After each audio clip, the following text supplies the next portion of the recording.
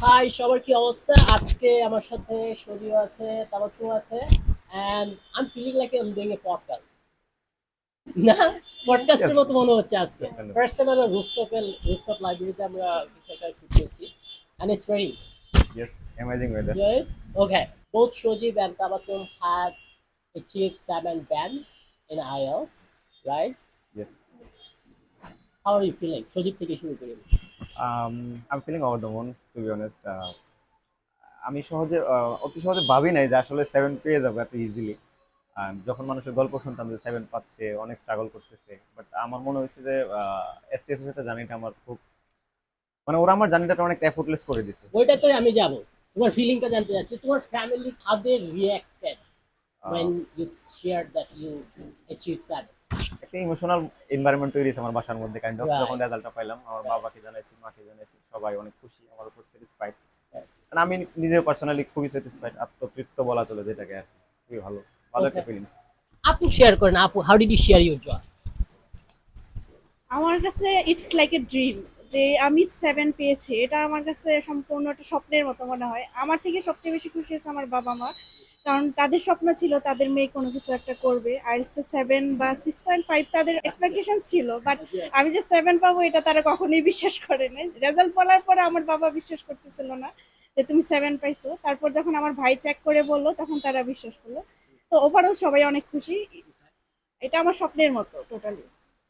আমি একটা জিনিস শেয়ার করতে চাই সজীব and তাবাসসুম, it's not মানে আমরা যখন একটা ভালো স্কোর অর্জন করি, it becomes part of our family too, yes, and they proudly say to other people like, ও আমার ছেলে 7 পাইছে, ও আমার মেয়ে 7 পাইছে। It's a like a proud ফিলিংটা আসে, সবাই মিলে correct? এনজয় করে ব্যাপারটা। Absolutely.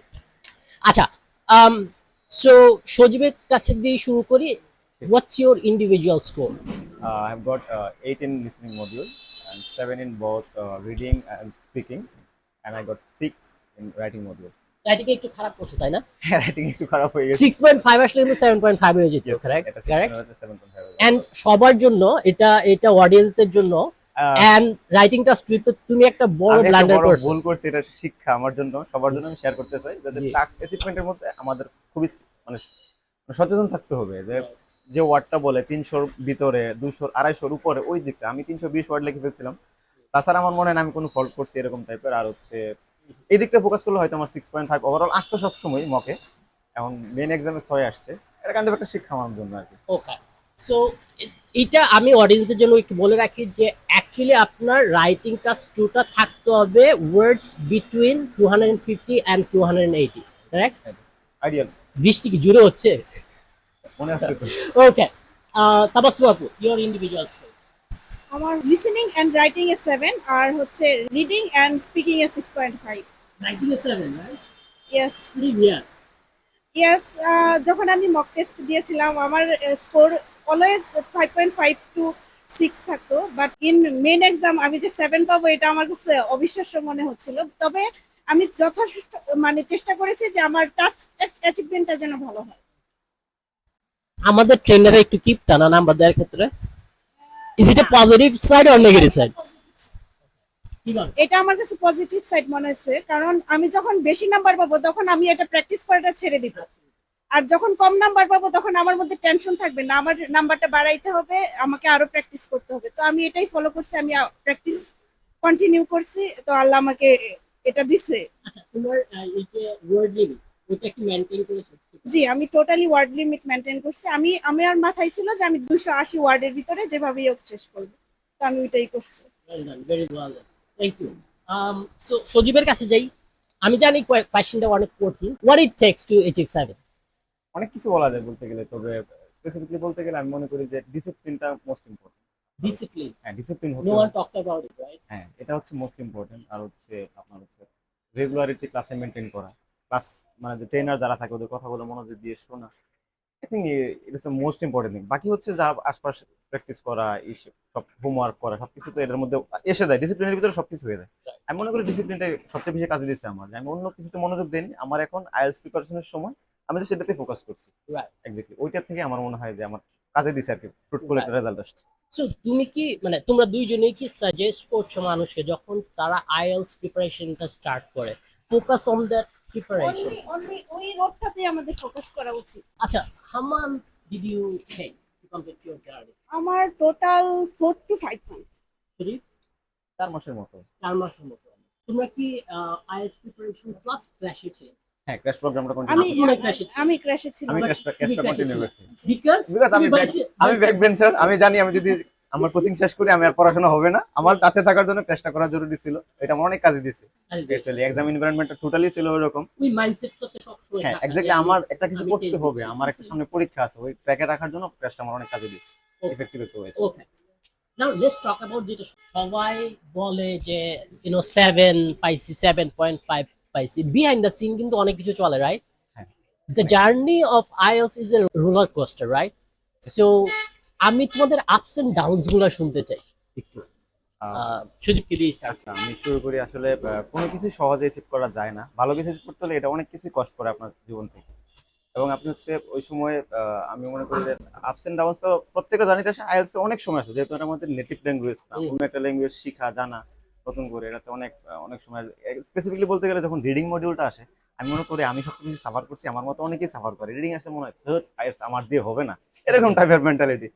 তা আমি হচ্ছে অনেক সময় ফেস করছি এরকম যেমন হচ্ছে যে আইএলস দিয়ে হবে না, আমার দ্বারা হবে না, আমি একটা অপদার্থ, and অনেক ফিলিংস আসে এরকম। অনেক রাত মানে না ঘুমিয়ে কাটাইছি, কেন রিডিং আমার হচ্ছে না, কেন রাইটিং আমার স্কোর বাড়তেছে না, এরকম থাকে।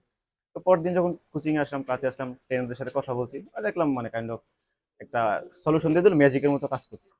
বাট স্লো অ্যান্ড স্টেডি একটা প্রসেস মেনটেন করলে আমি মনে করি যে রিডিংও ভালো কিছু করা করা যায়। সম্ভব।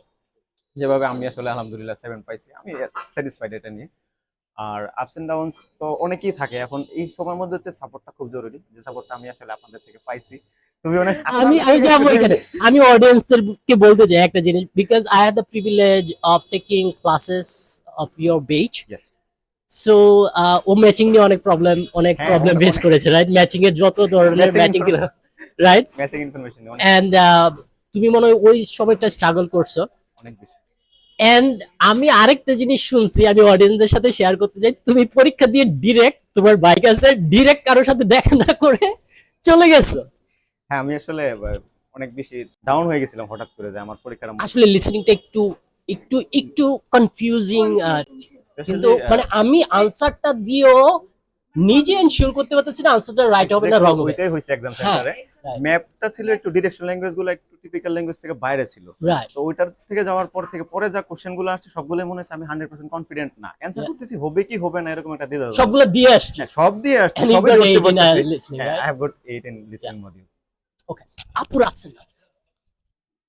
ভাইয়া যেমন বলছে ওনার রিডিং নিয়ে সমস্যা ছিল, আমারও সেম রিডিং নিয়ে। লিসেনিং স্পিকিং আলহামদুলিল্লাহ ভালোই ছিল, বাট যখনই আমি রিডিং মডিউলে আসছি আমি মনে করছিলাম যে আমাকে দিয়ে আইএলটিএস হবে না। মানে আমি টোটালি ফ্রাস্ট্রেটেড ছিলাম। রিডিং এ আমার 6 অলওয়েজ 6 বা 5.5 থাকতো, তো আমি ওইটা নিয়ে খুবই টেনশনে ছিলাম। তখন আমি মানে ট্রেনার যে ভাইয়ারা আছে ওনাদের কাছে আসলাম, ওনাদেরকে জিজ্ঞেস করলাম যে ভাই আমার তো এর উপরে হচ্ছেই না। পরে ভাইয়ারা বললো এটা আপনি এত দ্রুত পারবেন না, আপনি ধীরে ধীরে প্র্যাকটিস করেন, আপনার হ্যাঁ ইয়া হবে, যে ধীরে ধীরে আপনার ইমপ্রুভমেন্টটা হবে। তাহলে তখন আমি ভাইয়াদের কথা মতো ধীরে ধীরে আমার যেখানে প্রবলেম হয়েছে আমি ভাইয়াদের কাছে আসছি, জিজ্ঞেস করছি, তখন ভাইয়ারা আমাকে ডাইরেকশন দিয়ে দিছে এবং বলে দিছে যে এইভাবে এইভাবে করেন। আমি ওইভাবে প্র্যাকটিস করছি, আলহামদুলিল্লাহ 6.5। আপনাদের বেচের ইনচার্জ ছিল প্রবাবলি সাইদ। জি সায়েদ ভাইয়া, ওনার পড়ানো স্টাইল ভাইয়া অন্যরকম, মানে আমি মনে করি one of the best trainer STS এ।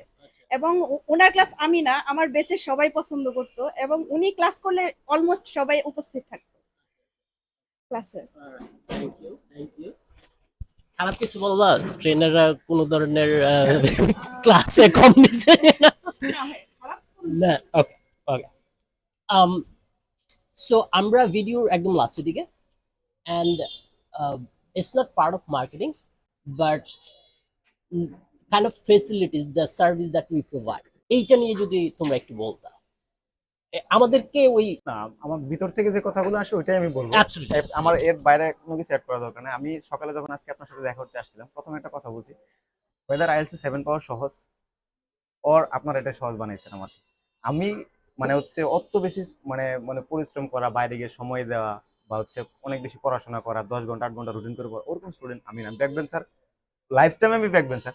আমি এটা আপনাদের কথা বলে শুনছি, প্রত্যেকদিন ক্লাস করছি, একটা ক্লাসও মিস দিইনি। রাইট। ইভেন হোমওয়ার্ক গুলো সবসময় করে আসতাম। আমার মনে হয়েছে কি যে হচ্ছে কোনো সমস্যা হইলে সমস্যা ধরা দিবি, অন্য একটা ল্যাঙ্গুয়েজ যেহেতু অ্যাবসলিউটলি। সমস্যা, আমরা সবাই সবকিছু জানি না, সমস্যা ধরা দিচ্ছে। আমি হচ্ছে এক রাত 2 রাত স্ট্রাগল করছি, নিজে চেষ্টা করছি, পারি নাই। আমি একটা ট্রেনারের সাথে কথা বলছি, উনি আমাকে দেখি, মানে ওনারা তো অনেক স্টুডেন্ট দেখে, অনেক ধরনের সমস্যা দেখে, ওনাদের কাছে সলিউশন আমি মনে করি আছে।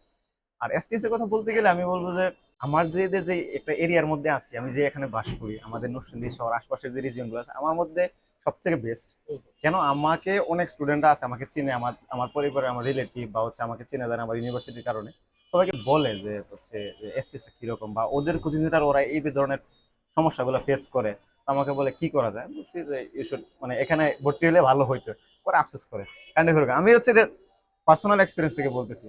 আর এখানে হচ্ছে একটা জিনিস আমার যেটা ভালো লাগছে যে এখানে আপনি আপনি সিইও হিসেবে আছেন, ট্রেনার আছে অনেকজন, স্টাফ আছে অনেক, সহযোগী স্টাফ যারা আছে, সবাই আমার মনে হচ্ছে যে কারো কোনো যে সব লেভেল আছে, top level, middle level, lower but level, the গোল সবাই ইজ, একটা ফ্যামিলি। হ্যাঁ, এন্ড টুয়ার্ডস লাইক যে একটা ছেলে বা একটা মেয়ের স্কোর কিভাবে আনা যায়, হ্যাঁ, সবাই কিন্তু টুয়ার্ডস সবাই দ্যাট মানে গোল কাজ করতেছে, রাইট? সবাই একই ফোকাসে থাকে যে স্টুডেন্টদের কিভাবে ভালো করা যায়। আর একটা এনভায়রনমেন্ট আছে টোটালি ফ্যামিলির মতো, ফ্যামিলির বাইরে কিছু নেই। এই জিনিসটা আমার সবচেয়ে ভালো লাগছে।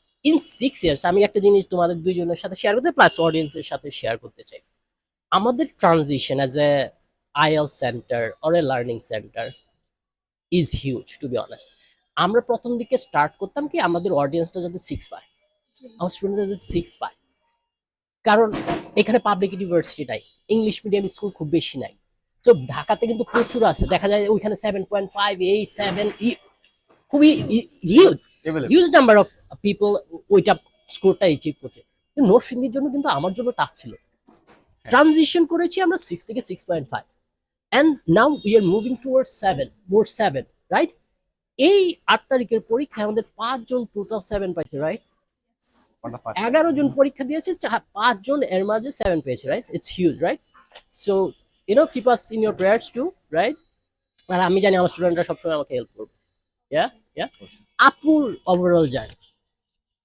আমি এসটিএস কে ফলো করতাম সেই করোনা টাইম থেকে। আমার আচ্ছা। খুব ইচ্ছা ছিল যে যেহেতু নরসিংদীতে আমার একটা ভালো একটা কোচিং সেন্টার আছে, আমি নরসিংদীতেই করব, আমি ঢাকাও যাব না বা বাংলাদেশের অন্য কোনো জায়গায় যাব না।